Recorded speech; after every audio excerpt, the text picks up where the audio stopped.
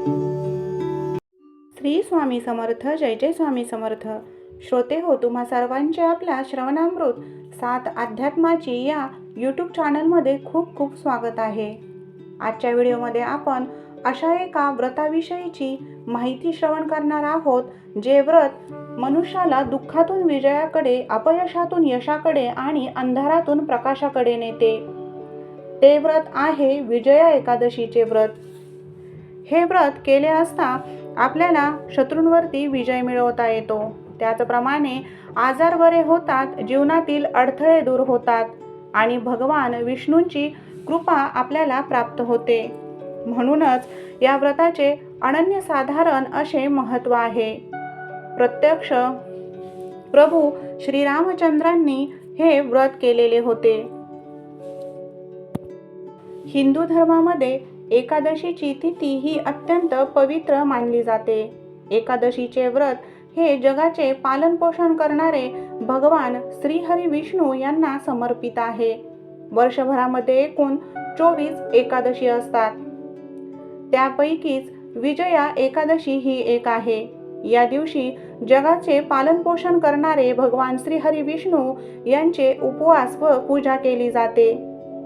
धार्मिक मान्यतेनुसार विजया एकादशीच्या दिवशी भगवान विष्णूंचे व्रत आणि उपासना केल्याने जीवनातील सर्व दुःखे, संकटे दूर होतात. जीवनामध्ये सुख, समृद्धी आणि वैभव टिकून राहते. या विजया एकादशीच्या दिवशी व्रत आणि पूजा केल्याने शत्रूंवरती विजय प्राप्त होतो. त्याचप्रमाणे एकादशीची पूजा करत असताना एकादशीची व्रतकथा देखील वाचावी. यामुळे उपासना आणि व्रताचे पूर्ण फळ मिळते. तसेच वैवाहिक जीवन देखील आनंदी राहते. हिंदू कॅलेंडरनुसार फाल्गुन महिन्यामध्ये कृष्ण पक्षात ही एकादशी येते. परंतु 2026 या वर्षी माघ महिन्यातील कृष्ण पक्षामध्ये 13 फेब्रुवारी 2026 या रोजी विजया एकादशी आलेली आहे. याविषयीची व्रतकथा आपण श्रवण करूयात. एकदा धर्मराजा युधिष्ठिराने भगवान श्रीकृष्णांना विनंती केली की फाल्गुन महिन्याच्या कृष्ण पक्षात कोणती एकादशी पाळली जाते याविषयी माहिती सांगावी.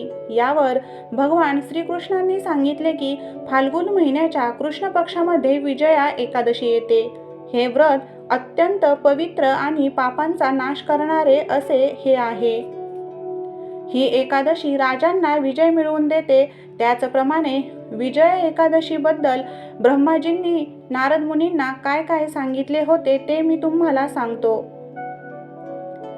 कथेनुसार त्रेतायुगात भगवान राम आपली पत्नी सीता आणि श्रीरामांचा धाकटा भाऊ लक्ष्मण यांच्यासह वनवासाला गेलेले होते. तेथे 14 वर्षे राहू लागले. एके दिवशी जंगलात राहत असताना रावणाने माता सीतेचे फसवून अपहरण केले व सीतामाईला लंकेला घेऊन गेले.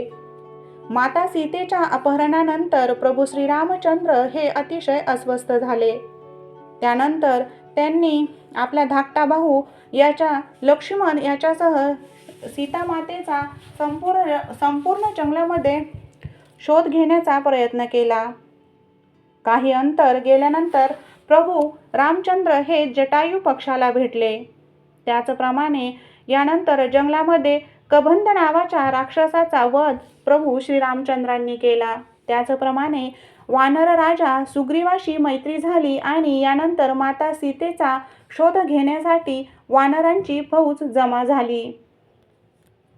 हनुमान यांनी लंकेला प्रस्थान केले. तिथे त्यांनी माता सीतेला अशोक वाटिकेमध्ये पाहिले. त्यावेळी हनुमानजींनी अशोक वाटिकेमध्ये सीतामाईचे दर्शन घेतले होते. यानंतर माता सीतेला त्यांची ओळख पटावी म्हणून प्रभू रामचंद्रांनी दिलेली अंगठी हनुमानाने दाखवली व यानंतर हनुमानाने लंका जाळून नष्ट केली आणि परत भगवान श्रीरामांकडे आले व सीतामातेची स्थिती सांगितली.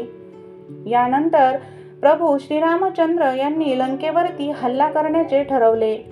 पण सर्वात मोठी अडचण होती ती विशाल सागर ओलांडून जाण्याची. एवढा मोठा विशाल सागर कसा ओलांडून जावा हा खूप मोठा प्रश्न प्रभू श्रीरामचंद्रांपुढे होता. यावर सर्वजणच विचार करू लागले. एके दिवशी लक्ष्मणाने सांगितले की काही अंतरावर बकदाल्भ नावाच्या ऋषींचा आश्रम आहे. ते आपल्याला हा महासागर कसा पार करायचा याविषयी मार्ग सांगू शकतात. यानंतर प्रभू श्री रामचंद्र बकदाल्भ ऋषींकडे आश्रमात गेले. त्यांना अतिशय आदराने नमन करून येण्याचे कारण विचारले असता ऋषींनी देवाला विजया एकादशीचे व्रत करण्यास सांगितले आणि विधीनुसार भगवान विष्णूंची पूजा करावयास सांगितली. प्रभू श्री रामचंद्रांनी ही पूजा अतिशय मनोभावे केली. ऋषींनी सांगितले होते की तुला हे व्रत तुझा भाऊ, सेनापती आणि मित्रांसह पाळावे लागेल व विजया एकादशी व्रताची पद्धत देखील बकदाल्भ या ऋषींनी प्रभू श्रीरामचंद्रांना सांगितली. यानंतर भगवान श्रीरामचंद्र आपल्या वानर सैन्यामध्ये परत आले आणि त्यांनी फाल्गुन महिन्याच्या कृष्ण पक्षातील विजया एकादशीचे व्रत हे विधीपूर्वक अतिशय भक्तिभावाने केले. भगवान विष्णूंची पूर्ण विधीपूर्वक पूजा केली आणि या व्रताच्या प्रभावामुळेच वानर सेनेने समुद्रावरती पूल बांधला आणि तो पार करून प्रभू श्रीरामचंद्र लंकेमध्ये पोहोचले.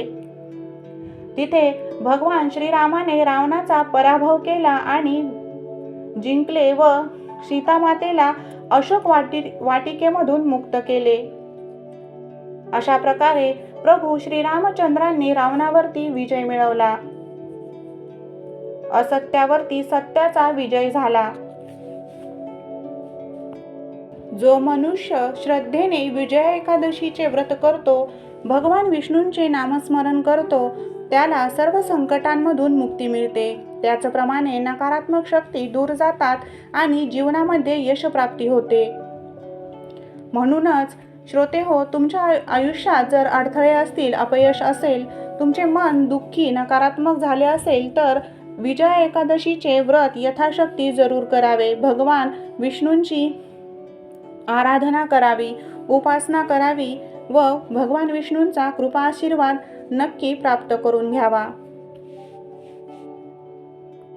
तुम्हा सर्व भक्त मंडळींवरती श्रीहरी विष्णू व श्रीरामचंद्रांची कृपादृष्टी सदैव असावी ही भगवतचरणी प्रार्थना. व्हिडिओ आवडला असल्यास व्हिडिओला लाईक, शेअर व सबस्क्राईब करा. त्याचप्रमाणे कमेंट बॉक्समध्ये प्रभू श्रीरामचंद्र की जय असे लिहायला विसरू नका. ओम नमो भगवते वासुदेवाय. धन्यवाद.